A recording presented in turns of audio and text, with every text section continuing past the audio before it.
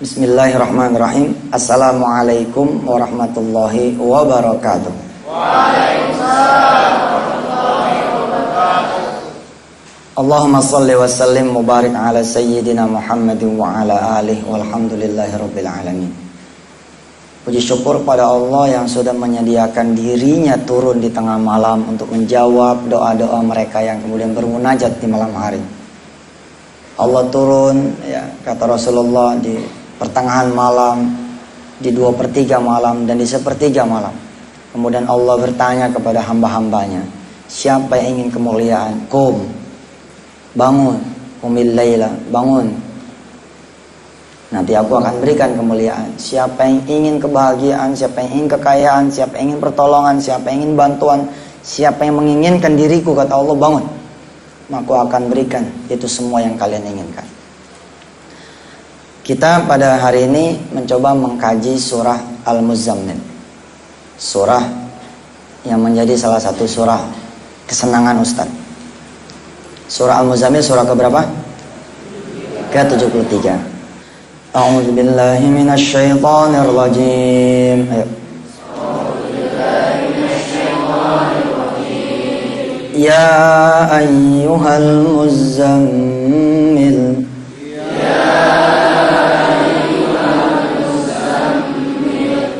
qumil laila illa qalila,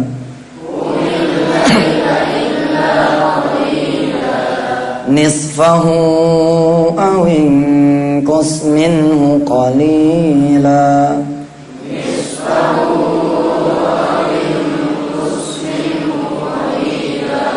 أو زد عليه ورتل القرآن ترتيلا.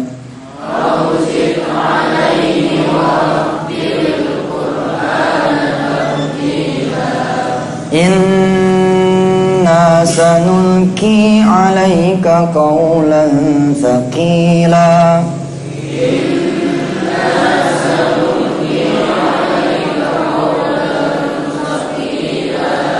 إن ناشئة الليل هي أشد وطئا وأقوم قيلا.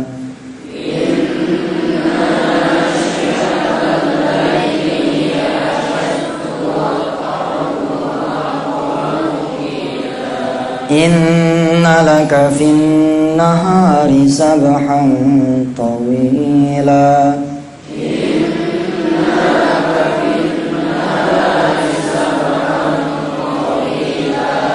واذكر اسم ربك وتبتل إليه تبتيلا.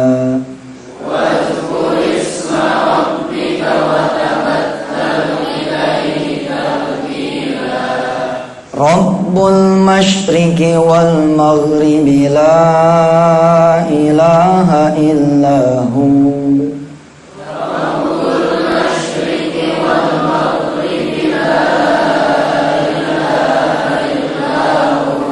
La ilaha illa huwa fattakhidhu wakila.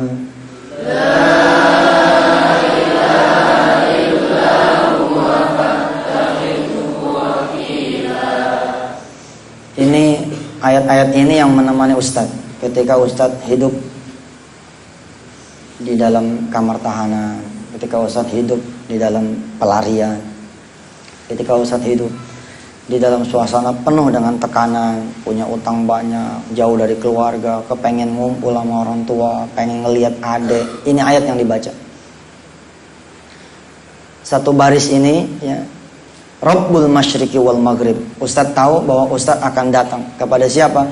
Kepada Tuhannya Barat dan Timur. La ilaha illahu, tidak ada lagi Tuhan selain Allah. Fattakhidhu wakila. Allah menyuruh kita mengambil dia sebagai pelindung kita, sebagai penolong kita. Jadi Ustadz tahu dengan persis kalau Ustadz datang ke Allah, maka Allah akan bersedia menjadi wakil kita. Subhanallah. Kebetulan ada sepasang suami istri, ya, yang kemudian mendapat berkah dari ayat ini, dari isinya ayat ini, yaitu tentang salat malam. Ya ayyuhal muzammil, wahai orang-orang yang berselimut. Selimut apa? Selimut apa aja? Selimut bodoh, susah banget nih hati, bebel otak, nggak nerima pelajaran seberapapun kita gigihnya. Ya ayyuhal muzammil, buang tuh kekotoran hati, buang tuh kebekuan otak dengan sholat malam. Qumil laila illa qalila, bangun kalau bisa sepanjang malam, tapi kalau tidak bisa illa qalila, sedikit nggak apa-apa. Nisfahu, setengahnya, awingkus minhu qalila, atau lebih sedikit daripada setengah. Auzid alaihi warattilil qur'ana tartila, tambahin tuh bangun malamnya kalian semua membaca Al-Quran dengan tartil. Anak-anakku yang dirahmati Allah, para santri, sebenarnya cita-cita mendirikan pesantren Al-Quran ini, ayat ini, insya Allah bukan berarti kita membanding-bandingkan antara pesantren Quran dengan pesantren yang bukan Quran. Di sini bedanya. Kalau pesantren Al-Quran, dia bangunnya dari 2:30 jam 3. Kemudian dia tartilin tuh Quran karena ada setoran ba'da subuh. Alhamdulillah tradisi itu berjalan dengan sangat baik fid darain, di dalam 2 Darul Quran, di Bulak Santri wa imma fi Ketapang. Tradisi ini mari kita sama-sama jaga. Sebab si security yang akan kita ceritakan yang mendapatkan berkah bangun malam itu cuma 7 hari ngejejak sholat malam. Hasilnya kayak gitu. Bagaimana kita yang kemudian 6 tahun berturut-turut saban malam, kemudian memelihara sholat malam dan ngapal Quran, Masya Allah. Jadi pada satu masa istrinya si security ini ngadu sama suaminya dalam posisi hamil tua, bunting 9 bulan, tinggal berapa hari lagi melahirkan. Apa kata si istri? Bang, ini anak yang ketiga nih. Kalau anak ini lahir, di mana tempatnya nih? Si suami, si security sadar, rupanya mereka punya rumah kecil banget. Dia kamar cuma 1. Di kamar itulah si security ini tidur beserta istrinya. Ustadz, tadi katanya ada 2 anaknya yang lagi dibuntingin nih, anak yang ketiga. Lah 2 anaknya tidur di mana? Kalau bukan di rumah, kalau bukan di kamar dia, memang nggak bakal muat. Makanya anak yang 2 itu tidurnya di ruang tamu. Jadi ruang tamu tuh kalau malam dia angkat-angkatin tuh kursinya. Kebayang ya kira-kira? Kebayang nggak? Kursinya diangkat-angkatin sehingga ada sedikit untuk naruh tikar. Nah disitulah anaknya 2 tidur. Timbul kemudian perkara ketika kemudian anaknya ini lahir yang ketiga. Di mana ini naruhnya? Di kamar dia itu, di kamar utama itu cuman ada 1 ruas kosong seukuran karpet nih. Nah disitulah kemudian dia sholat. Perantai dia sholat. Keluar dikit dari kamarnya itu lorong yang nyambung ke kamar mandi sama dapur. Paham? Kebayang kira-kira ini jenis rumah ini kayak apa? Ini cuman kontrakan yang 75.000. Cuman dia cuma pengen berdoa sama Allah supaya dapat rumah yang bagusan dikit. Ya Allah, ya Rob, yang maha pengasih lagi penyayang, yang maha pengampun, ampuni dosa-dosa saya juga keluarga saya. Cuma Engkau yang kuasa nolongin keluarga saya. Ya Allah, bentar lagi bayi saya ini lahir. Ya Rob, rumah saya sempit banget. Kalau bisa sih kasih rezeki buat suami saya supaya bisa pindah rumah yang gedean dikit, yang 150 dah per bulan.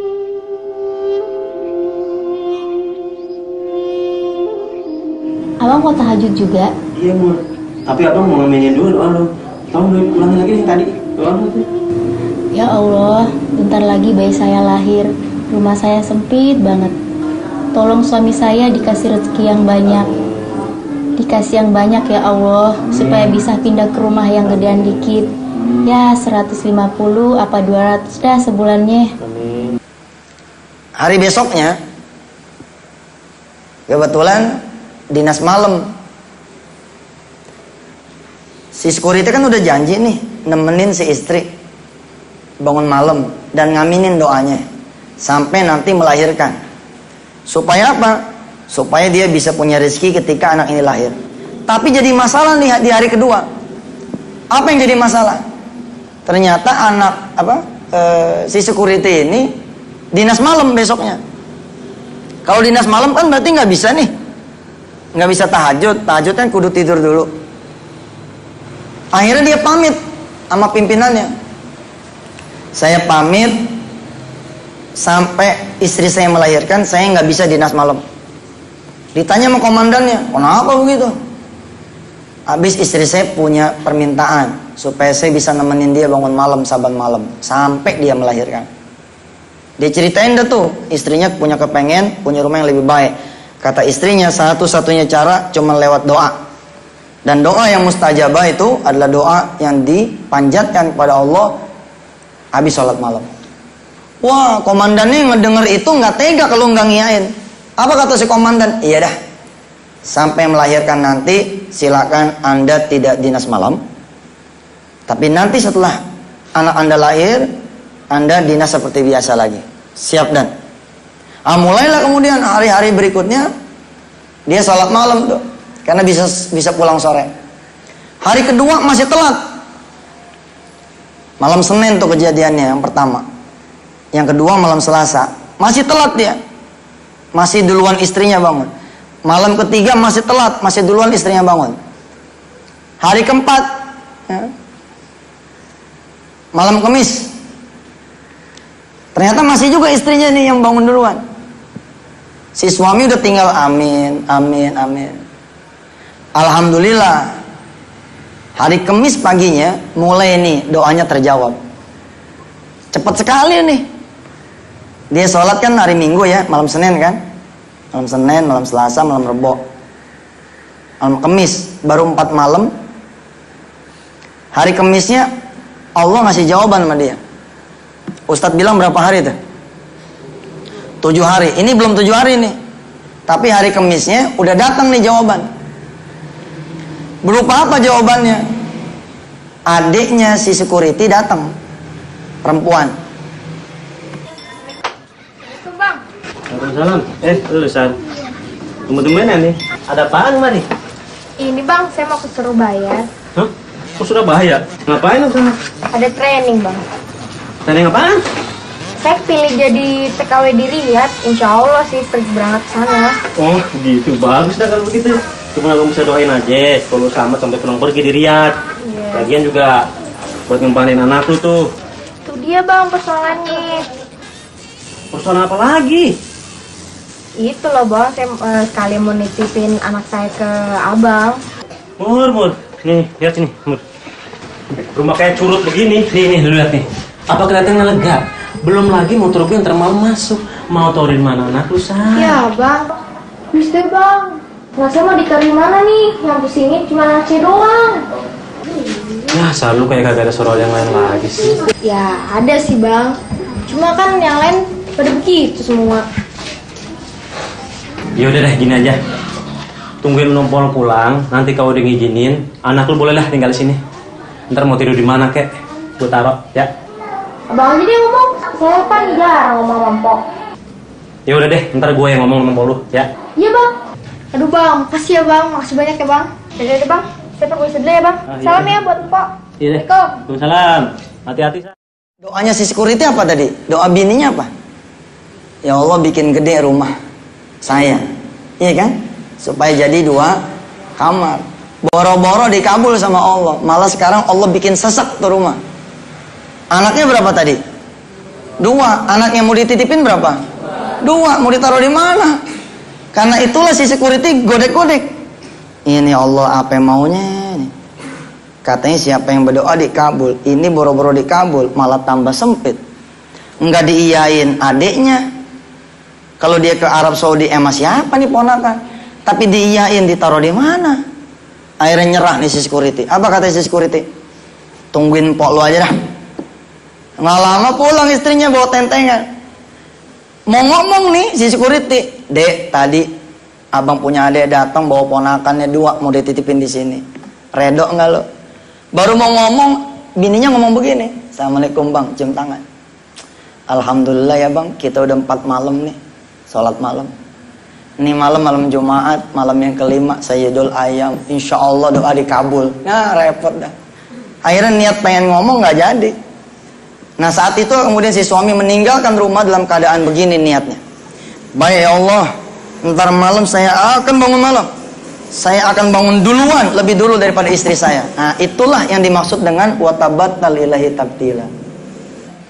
Hari Kamis sore dia pulang. Dia ngancem bener nih si security, pokoknya ntar mau bangun duluan. Bener, dia bangun duluan. Bininya bangun seneng bener. Tumben bang bangun duluan. Iya, kali ini mah gue gak bakal jadi buntut, gue jadi kepala. Bangun nih wudu, jalan. Sholat lah nih jadi makmum si bini. Nah saat itulah si suami ini security bilang apa yang terjadi Kamis pagi dalam bentuk doa.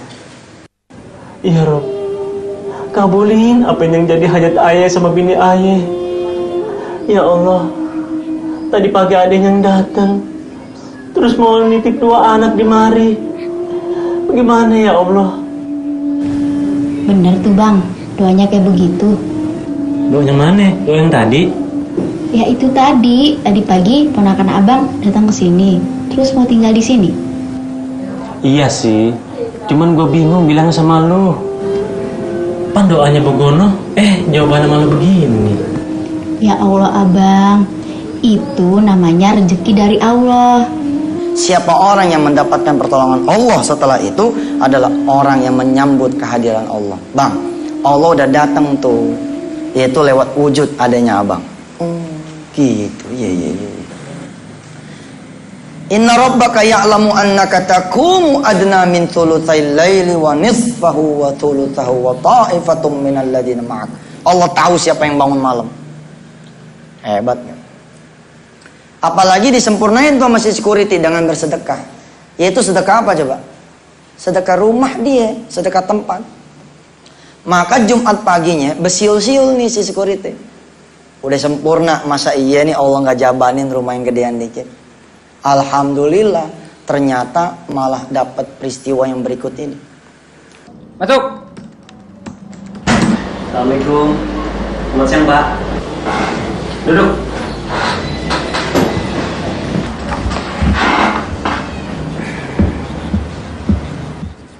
Mat, mulai besok kamu sudah tidak kerja di kantor ini lagi, Mat. Kenapa Pak? Salah saya apa Pak? Coba kamu ingat-ingat, kamu pernah minta apa? Berani-beraninya kamu minta keistimewaan, pakai ngekerja shift malam lagi. Ini kan sudah kebijakan kantor, sudah kebijakan perusahaan, Mat. Iya Pak, tapi kan itu hanya untuk bisa sholat tahajud 7 malam Pak. Ya itu, gara-gara itu kamu mulai besok gak kerja di kantor ini lagi. Pak, saya mohon Pak, jangan pecat saya Pak. Lagi nangis begitu, si pimpinan tiba-tiba ketawa. Gede bener ketawanya. Bercanda, Mat, bercanda. Maksud Bapak? Sudah lama saya mikir, siapa yang mau jagain rumah saya kalau saya pergi ke luar negeri. Rupanya si pimpinan ini pengen ada perjalanan ke luar negeri dalam waktu yang lama. Udah mulai kebayang ya, dapat rumah mewah yang rumah mewah siapa nih? Udah siapa? Kebayang? Rumah bosnya. Badius samawati wal ardh wa idza qada amran fa innama yaqulu lahu kun fayakun. Selama 6 bulan saya ke luar negeri, ajak tuh anakmu, istrimu tinggal di pavilion belakang yang kosong. Pakai dah semua fasilitas yang ada, kecuali jangan yang ruang tengah. Bapak bercanda Pak? Serius? Bener Pak? Serius? Subhanallah.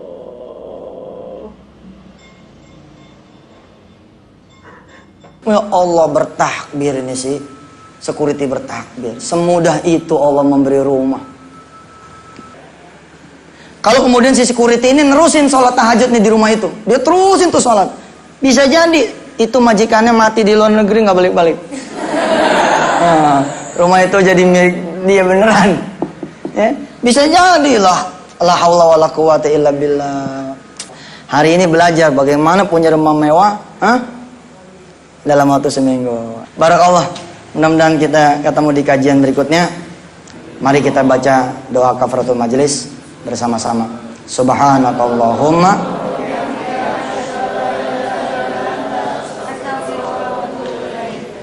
wa sallallahu ala sayyidina Muhammadin wa ala alihi walhamdulillahi rabbil alamin. Billahi taufiq wal hidayah. Wassalamualaikum warahmatullahi wabarakatuh.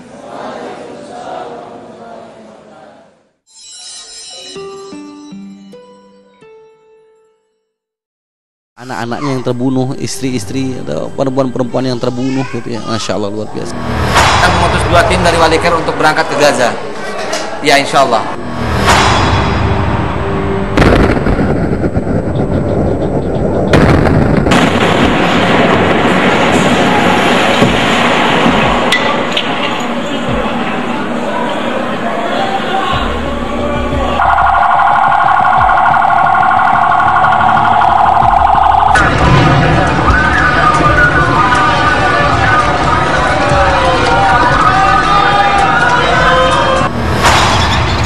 Tragedi kemanusiaan di Gaza, Palestina masih membara. Serangan bertubi-tubi pasukan Zionis Israel yang kian brutal selama hampir 3 pekan ini telah menewaskan lebih dari 600 jiwa rakyat Palestina. Mirisnya, banyak di antara korban meninggal adalah ibu-ibu dan anak-anak tak berdosa. Kecaman terhadap tindakan keji agresi militer Israel atas Palestina pun terus disuarakan.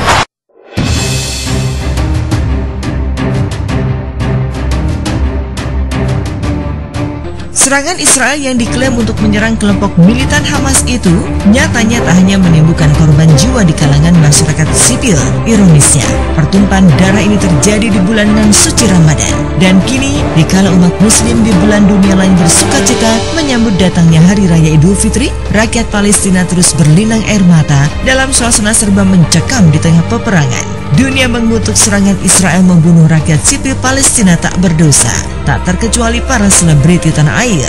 Inilah ungkapan rasa keprihatinan sejumlah selebriti dan musisi atas tragedi kemanusiaan di jalur Gaza.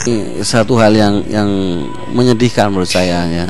Betapa seluruh penjuru dunia merayakan Ramadan dengan sukacita, dengan gembira, menunggu sahur, menunggu berbuka, Masya Allah. Masya Allah. Sedangkan saudara-saudara kita di Gaza dalam keadaan dicekam suasana yang menurut saya tuh sangat mengerikan ya. Ya mungkin hari ini setidaknya kita berdoalah untuk saudara-saudara kita di sana.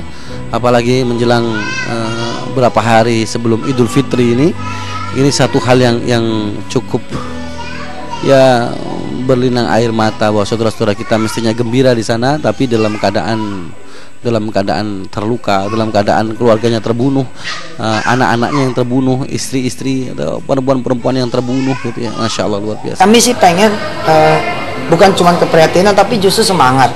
Bagaimana kemudian kita percaya bahwa bangsa Palestina akan menjadi satu bangsa yang berdiri, yang kemudian merdeka, dan kami percaya bahwa mereka lebih beruntung daripada kita. Ya, walaupun kelihatannya tidak seberuntung kita, tapi sesungguhnya mereka yang beruntung karena mereka dikasih kesempatan oleh Allah Subhanahu wa taala untuk berjuang untuk menegakkan agamanya, untuk syahid. Inspirasi dari Allah, semoga kami bisa membuat lagu tentang protes kami, sebenarnya bukan protes ya, lagu yang bisa mewakili masyarakat Palestina di samping lagu We Will Not Go Down. Mudah-mudahan Wali bisa buat itu, karena memang ini sangat kisah yang sangat human banget, menyentuh perasaan kita untuk penderitaan masyarakat.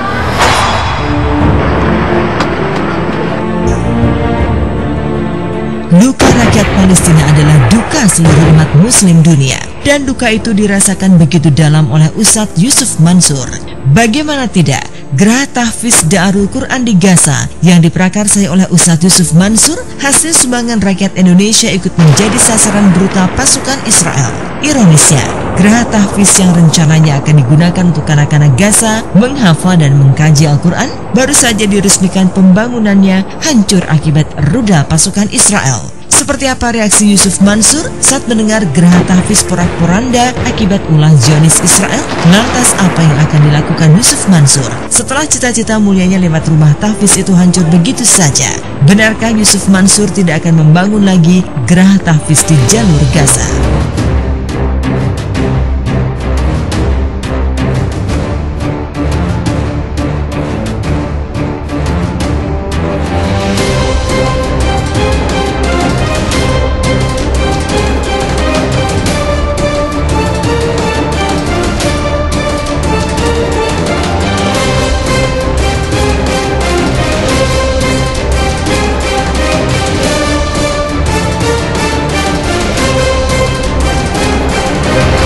bikin itu rumah tahfiz di sana. Kita bangun 3-4 lantai. Alhamdulillah baru diresmiin.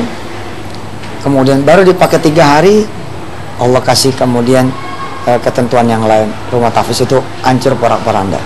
Tapi insya Allah spiritnya kan nggak hancur, semangatnya nggak hancur. Insya Allah kita akan terus berupaya agar Al-Quran berkumandang di antero penjuru dunia Allah Subhanahu Wa Taala. Ya, di Gaza tentu kita tidak akan bangun dulu. Kemungkinan besar juga tidak akan bangun lagi. Tapi kita akan ganti kebijakan itu dengan mengambil anak-anak Gaza untuk keluar dan belajar di Indonesia atau di Malaysia atau di Singapura atau di Brunei atau malah di Madinah dengan biaya dari kita semua. Tragedi Gaza mengunggah masyarakat dunia untuk memberikan bantuan bagi warga Palestina. Sayangnya, untuk menyalurkan bantuan tersebut tidaklah semudah membalikan tangan. Hal itu pernah dialami sendiri oleh penyanyi dan musisi Opik yang pernah terjun langsung ke tanah Gaza pada tahun 2012. Gaza ibarat penjara raksasa yang menyulitkan pihak luar untuk masuk ke sana memberikan bala bantuan. Berkali-kali menggalang dana untuk para korban Gaza, kali ini penyanyi religi bernama asli Aunur Rafiq Lil Firdaus itu berharap pemerintah kita bisa tegas dan turun tangan menangani konflik berkepanjangan itu. Ini saya masih belum bisa membaca dari mana kita nanti bantuan itu bisa masuk ke Gaza, karena satu-satunya ya di tepi barat, di Hebron, di Gaza, di Rafah, berarti masuknya itu hanya lewat Mesir, Wallahu alam kalau ada terowongan atau tempat-tempat lain yang mungkin bisa kita masuk ke sana. Atau biasanya ketika kita sulit memberi bantuan langsung ke Gaza, biasanya dana-dana itu akan diberikan kepada pengungsi-pengungsi Gaza atau Palestina yang ada di luar Gaza. Insya Allah mudah-mudahan kemuliaan Ramadan ini membuka mata kita semua bahwa Palestina adalah saudara kita. Kita harus bantu apa yang kita bisa. Setidaknya tidak usah menghalang-halangi orang-orang yang ingin membantu saudara-saudara kita Gaza. Hanya Tuhan yang berhak menghakimi manusia. Memang tak ada lagi berhak atas segalanya. Ingat, hidup di dunia hanyalah satu kali. Untuk apa adanya, hanya saling hancurkan. Pertengkaran adalah kehancuran. Hai, kita The Virgin. Jangan lupa saksikan konser Asa untuk Gaza hari Kamis tanggal 24 Juli pukul 11 malam hanya di SCTV.